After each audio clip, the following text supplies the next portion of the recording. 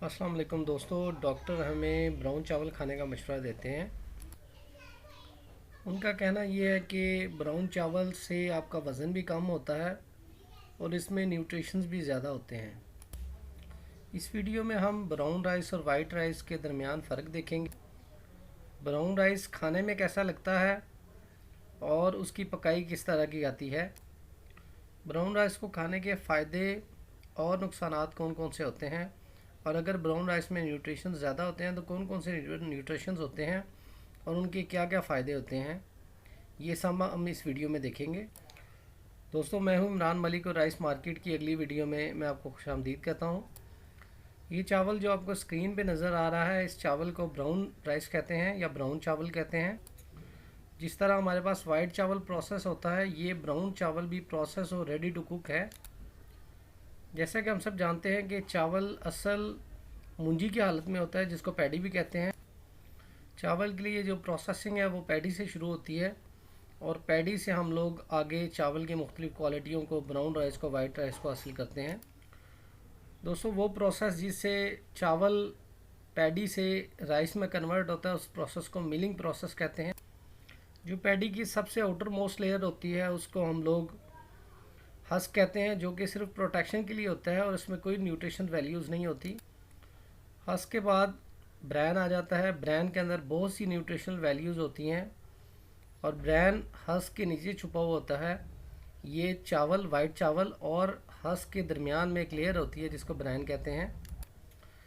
ये आपको स्क्रीन पे एक तस्वीर नज़र आ रही है। इस साइड पे पैडी पड़ी है और इस साइड पे उसी का प्रोसेस ब्राउन राइस पड़ा है।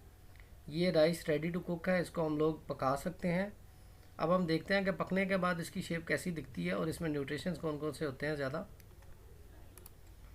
दोस्तों, जब हम पैडी को पहली दफ़ा प्रोसेस करते हैं तो वो इस शेप में ब्राउन राइस हमें मिलता है। इसमें देखें, पैडी का कुछ दाने में मौजूद है, कुछ रेड राइस में मौजूद है, इसके अलावा कुछ ग्रीन राइस में मौजूद होंगे।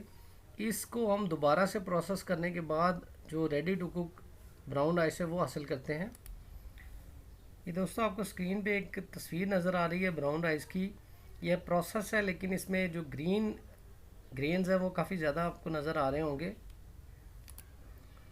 जब हम ब्राउन राइस को प्रोसेस कर लेते हैं तो वो इस शेप में हमें मिल जाता है। फिर हम इसको पैक कर लेते हैं। मुख्तलिफ़ किस्म की पैकिंग शेप्स होती हैं और फिर मार्केट में सेल करने के लिए हम ले जाते हैं। मैं आपको इनकी कीमत के बारे में बताऊंगा कि ब्राउन राइस की मार्केट में कितनी कीमत आपको मिलेगी। तो ये स्क्रीन पे आपके सामने जार पैकिंग नज़र आ रही है, ये ब्राउन राइस है। ये आपको मार्केट में मिल जाता है। ये अमूमन 1.5 किलो की पैकिंग में मार्केट में होता है। इसके अलावा ये आपको पॉलीथीन की ट्रांसपेरेंट पैकिंग या ग्रेवियर की ट्रांसपेरेंट पैकिंग में भी अक्सर मार्केट में मिलता है।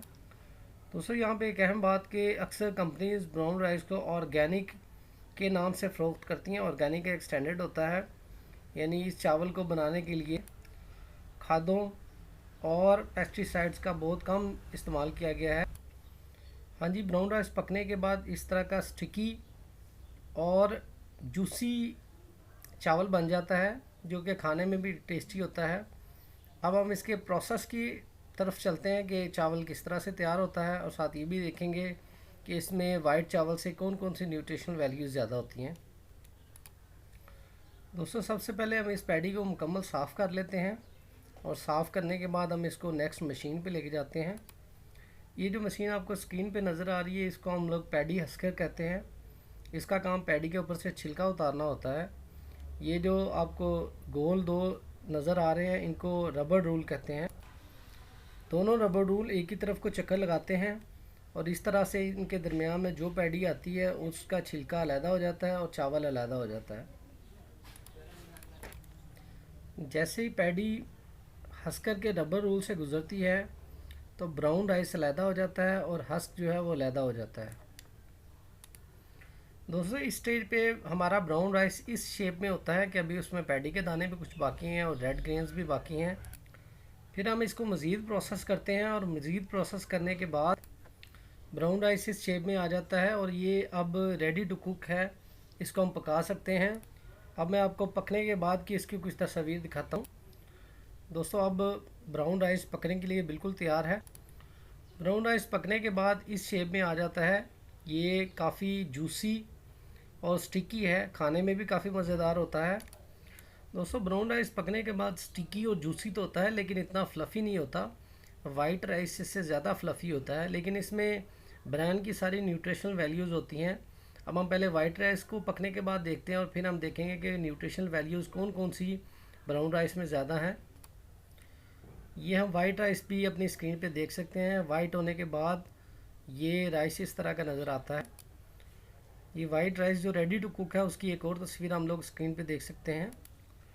पकने के बाद जो ब्राउन राइस है वो ब्राउन राइस ज़्यादा हार्ड होता है, जबकि वाइट राइस ज़्यादा फ्लफ़ी और ज़्यादा नरम होता है। वाइट राइस की इलोंगेशन भी ब्राउन राइस से 1.5 गुना ज़्यादा होती है। दोस्तों पकाई में ब्राउन राइस जैसा भी लगे, लेकिन इसमें न्यूट्रिशनल वैल्यूज़ वाइट राइस से डबल होती हैं। अक्सर ममालिक में सिर्फ ब्रान को भी एज आ न्यूट्रिएंट यूज़ किया जाता है। वो सिर्फ ब्रान को इस्तेमाल करते हैं बूढ़े लोगों के लिए और मुख्तलिफ़ बीमारियों में जो लोग हैं उनके लिए इस्तेमाल किया जाता है। दोस्तों ये चार्ट एक हमारे सामने है। अगर हम वाइट राइस और ब्राउन राइस सेम मिकदार में पकाएं तो आप देख सकते हैं कि इसमें फ़ाइबर 1 ग्राम है, जबकि इसमें फ़ाइबर 4 ग्राम है। और फाइबर ऐसी चीज़ होती है जो आपकी कब्ज़ के लिए या कॉन्स्टिपेशन के लिए उसको ख़त्म करने के लिए बहुत अहम चीज़ है। और ये आप देख सकते हैं कि ब्राउन राइस में ये 4 गुना ज़्यादा है, या अमूमन 3 गुना तो ज़्यादा होती है कम से कम। इसी तरह मैग्नीशियम और मैंगनीज़ ये मैदे की मुख्तलिफ़ बीमारियों से बचाती है, और इसके अलावा आंतों की बीमारियों से भी बचाती है, और कैंसर में भी बहुत मुफीद होती है। तो दोस्तों इस तरह से जो ब्राउन राइस है ये मेटाबॉलिज्म को तेज़ करता है, कोलेस्ट्रॉल को कम करता है, वज़न कम करने में भी कारगर साबित होता है। लेकिन इसमें एक जो आर्सेनिक लेवल है वो इसमें ज़्यादा होता है। आर्सेनिक लेवल इंसानी सेहत के लिए मुज़र होता है, इसलिए ब्राउन चावल को एक ख़ास मिकदार में या कभी कभार इस्तेमाल करना चाहिए। दोस्तों ये साबित हुआ कि जो ब्राउन राइस है उसमें न्यूट्रिशनल वैल्यूज़ वाइट राइस के मुकाबले में काफ़ी ज़्यादा होती हैं। यहाँ तक कि जो ब्राउन राइस है वो मुख्तलिफ़ बीमारियों के लिए भी फ़ायदेमंद होता है और बीमारियों से हमें निजात दिलाता है, जबकि वाइट राइस पकने में ज़्यादा फ्लफ़ी होता है और खाने में ज़्यादा मज़ेदार लगता है। ब्राउन राइस मेटाबॉलिज्म भी तेज़ करता है और वज़न भी कम करता है, जबकि ब्राउन राइस में आर्सेनिक लेवल ज़्यादा होता है, जिसे लगातार इस्तेमाल से इंसान के जिस्म में आर्सेनिक लेवल ज़्यादा हो जाता है और उससे वो किसी बीमारी में भी मुब्तला हो सकता है। इसलिए हमें चाहिए कि ब्राउन राइस इस्तेमाल करें, लेकिन एक ख़ास मकदार में इस्तेमाल करें ताकि हम लोग इसके मुज़र असरात से भी बच सकें। दोस्तों अपने राइस बिज़नेस के मतलब अगर आप कोई डिस्कशन करना चाहते हैं तो स्क्रीन पे मेरा नंबर मौजूद है, आप मुझसे रब्ता कर सकते हैं, व्हाट्सएप कर लें, मैं आपके क्वेश्चन का जवाब दूंगा। और इसके अलावा अगर आप लॉन्ग टर्म डिस्कशन करना चाहते हैं तो उसके लिए भी मेरे नंबर पे मैसेज करें, मैं फिर आपको सारा प्रोसीजर समझा दूंगा। अपने बिज़नेस से मुतल्लिक़ चाहे वो लोकल बिज़नेस है, एक्सपोर्ट का बिज़नेस है, स्टॉक का बिज़नेस है, हस्किंग या प्रोसेसिंग का बिज़नेस है, आप किसी किस्म का भी मशवरा कर सकते हैं। प्यारे नबी हज़रत मोहम्मद सल्लल्लाहु अलैहि वसल्लम और उनकी आल पर दरूद भेजें। अपना काम ईमानदारी से करें, दुआओं में मुझे भी याद रखें। उम्मीद है ब्राउन राइस और वाइट राइस के दरमियान जो फ़र्क है वो आपको क्लियर हो चुके होंगे। हम जल्द ही ब्रांड की न्यूट्रिशनल खसूसियात पर भी एक वीडियो बनाएंगे। दोस्तों अपना और अपने इर्द गिर्द के लोगों का बहुत ख्याल रखें। अल्लाह ताला आपके हामी नासिर हों।